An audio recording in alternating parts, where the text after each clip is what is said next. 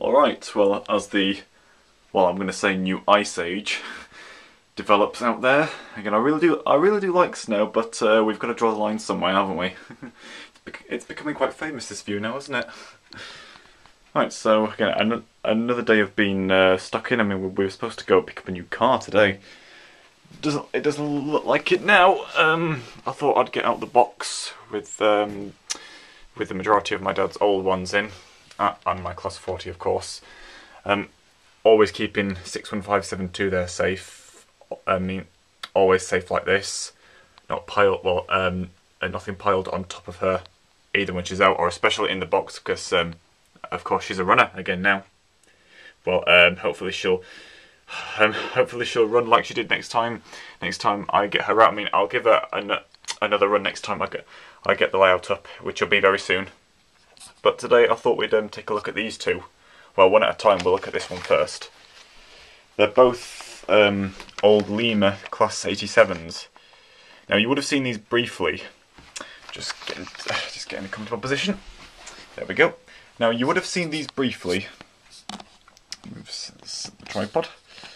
The little flexible leg one, like a spider. Well, three-legged spider. You would have seen these briefly in the videos I did of my dad's old locos and rolling stock last year, but I haven't done really an unboxing review of these. Again, I've done one of his class. Was it a Class 86? Yeah, the Phoenix model. I think that was just last year. So we'll do this. We'll do these two Class 87s, starting with this one, number Class 87019, Sir Winston Churchill. Now, I really like that name. Now, like the Phoenix, although sadly the Phoenix has got a loose wheel on one of the bogies, which kept coming off a few times whilst we were looking at her last year. But that is a big shame. But as well as that, these two should hope a little bit stiff. Try pushing from the other end. There we go. Again, the boxes, they're not too bad. Just a lot of minor rips on them, so not really too bad. I mean, I always like that picture.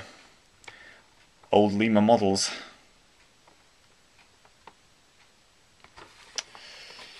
Made in Italy, it says on there. Made in Italy, Fabbrica in Italia. Okay, so this is what we want to look at. The electric locomotive. Class 87019. Again, fairly simple to get in and out, but there's enough room to safely put your fingers in there and then pull safely out. And now this one, again, for her age, I think, just move that out of shot. I'm sure my dad got her back in the early mid-80s sometime.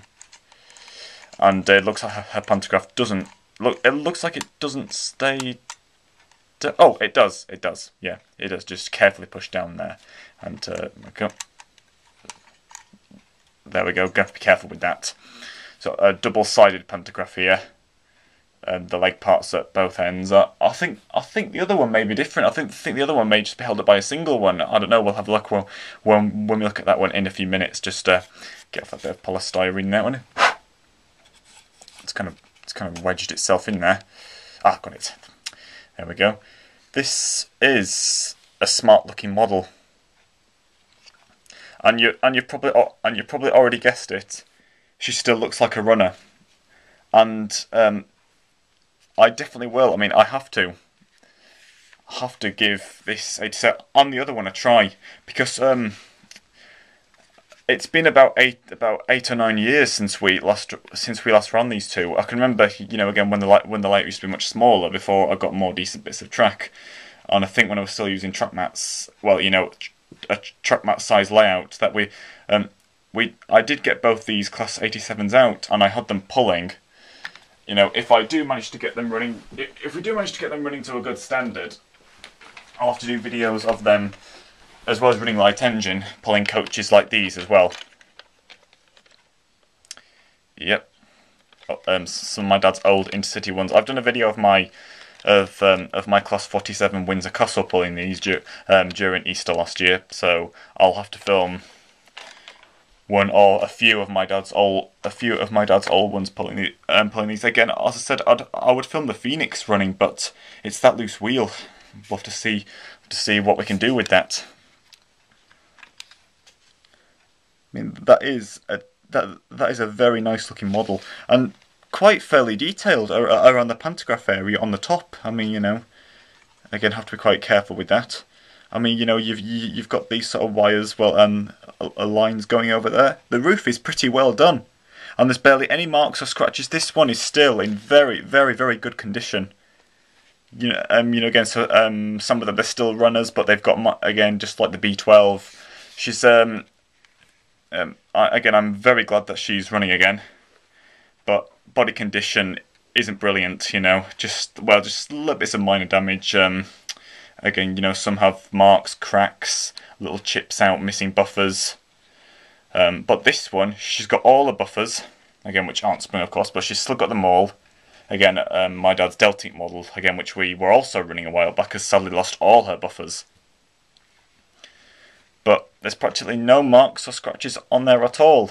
Well, one obvious reason is because she's been kept in the box, of course. Not all of them are still in their boxes, so that's the main obvious reason. But still, you know, considering her age as well, I'm very glad. Again, the whole motor part is on this bogie here. Here you can see all, you know, the older mechanism, the cog wheels in there. If I just turn her around, you can see there. Nice wheels. You can just see the cog parts on the wheels. And has she? Yes, we've got a couple of traction tyres on there. So the whole motor placement area is in this bogie here. This bogie is free running while the wheels are. It's got nothing above it. It's just loose. Well, it just runs freely, this one. And again, the name, if the camera might just pick it up there, well, we all know what it says, so Winston Churchill. I've always liked the colour of those nameplates. I mean, that's probably my favourite colour of the nameplate, the sort of gold and reddy colour.